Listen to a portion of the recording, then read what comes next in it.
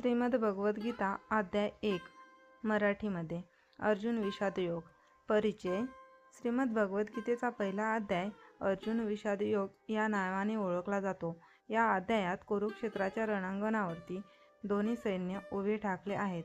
युद्धात सुरुवात होण्याआधी धृतराष्ट्र आपल्या सारथी संजयाला विचारतो की कुरुक्षेत्रावरती माझी व पांडवांची मुले काय करीत आहेत.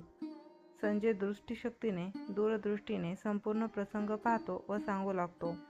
धृतराष्ट्राचा प्रश्न. अंधारा असलेला धृतराष्ट्र विचारतो, रणांगणावरती काय चालले आहे. संजय सांगतो की दोन्ही बाजूचे शंखनाद झाले.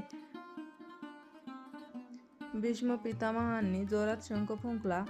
श्रीकृष्ण व अर्जुन यांनीही पांचजन्य व देवदत्त शंख वाजवले. संपूर्ण रणभूमी शंखनादाने दुमदुमली. अर्जुनाचा विचार. अर्जुन म्हणतो, हे कृष्णा, माझा रथ दोन्ही सैन्यांमध्ये उभा कर.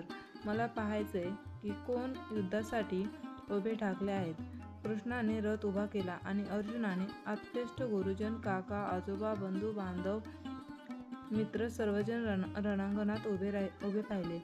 अर्जुनाचा विषाद. इतके जवळचे नातेवाईक युद्धात पाहून अर्जुन दुःखी झाला. तो म्हणाला, माझे हात थरथर कापत आहेत. धनुष्य हातातून निसटते आहे. युद्ध करून आपल्या लोकांना मारण्यात मला काही आनंद वाटत नाही. अर्जुनाने शस्त्र खाली ठेवले आणि बसून गेला. अध्यायाचा सारांश. पहिल्या अध्यायात अर्जुनाचा मानसिक संघर्ष आणि विषाद, दुःख दाखवले आहे. युद्धभूमीवर उभा राहून आपल्या नातेवाईकांना, गुरूंना, मित्रांना मारायचे हे त्याला असह्य झाले आहे. हा अध्याय अर्जुनाच्या संभ्रमाने संपतो आणि